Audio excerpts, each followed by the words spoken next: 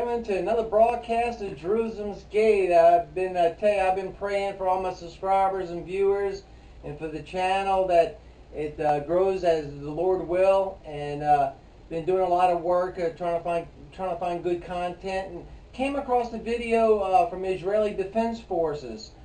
Made a video regarding the terror that the Israelis live under, the threat of terrorists. And I heard about it, but you have to go there. When you go to Israel and you actually see the terror they live under with constant threat from like Hamas and such, it's really startling.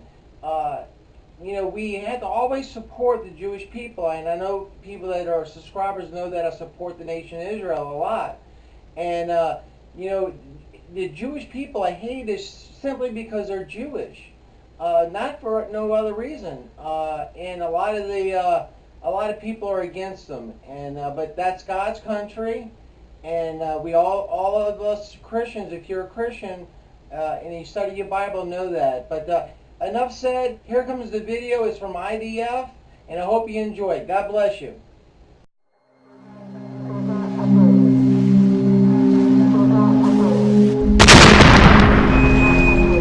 Entre deux situations. Il y a la situation de guerre où des fois c'est une journée, des fois c'est une guerre de plusieurs semaines. Les gens dans la région ici, ils sont jamais dans une situation où ils disent ok, tout va très bien. Notre village, c'est 500 personnes qui habitent.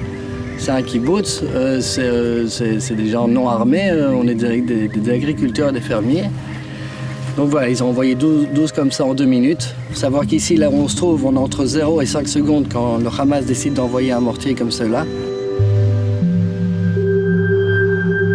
Quand je viens de Tsevadom, j'espère juste que ça tombe pas sur quelqu'un et que je fais tout de suite ce qu'on m'a appris de faire. Ça, c'est la fenêtre anti-éclat. Je pense que ça doit nous garder des éclats de missiles, mais d'un missile, je pense pas que ça va bien nous garder. Et là, on a une plaque en fer que jamais c'est tendu, on la ferme pour être plus sûr. Ils disent à la radio, un nifgaïm, il n'y a pas de blessés. Et bon, c'est vrai qu'il n'y a pas de blessés physiques, mais automatiquement, on sait qu'il y a 40, 50, 100, 200 personnes qui vont passer une semaine, quelques jours atroces, parce qu'ils sont traumatisés, ils sont très traumatisés. Parce qu'à part se protéger et mettre les mains sur la tête, on peut rien faire. Entre 0 et 5 secondes, on peut rien faire. Sur quel enfant on saute quand on en a 2? Qui on met par terre en premier? Et si on a notre femme avec et tout, on peut pas vivre avec ça. On peut pas. C'est pour ça qu'il faut vraiment que ça s'arrête.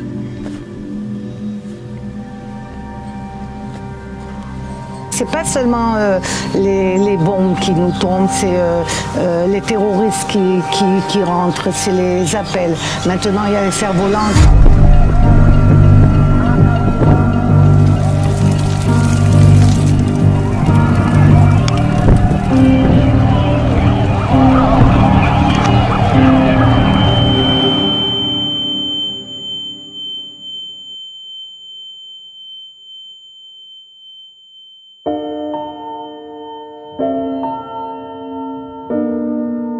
C'était vraiment 2 jours avant que la moisson, on rentre avec les machines pour moissonner.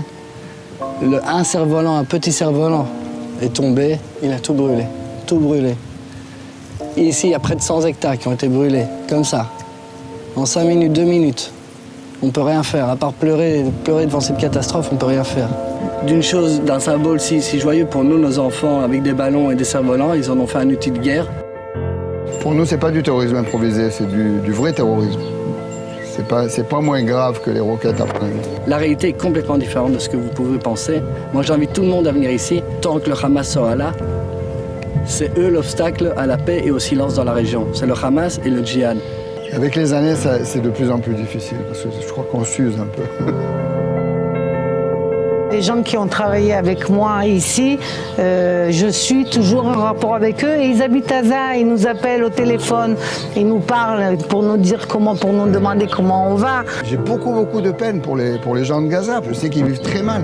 Si le Hamas il dépensait pas des millions d'euros qu'ils reçoivent pour les trucs humanitaires, pour mener une guerre contre nous, les gens de Gaza ils pourraient vivre normalement, ils pourraient recevoir tout. Pour nous, l'armée, c'est vraiment notre première ligne. C'est nos anges gardiens, ceux qui nous protègent, ceux qui permettent de mettre mes enfants à la crèche sans que j'ai trop peur parce que je sais qu'ils sont là.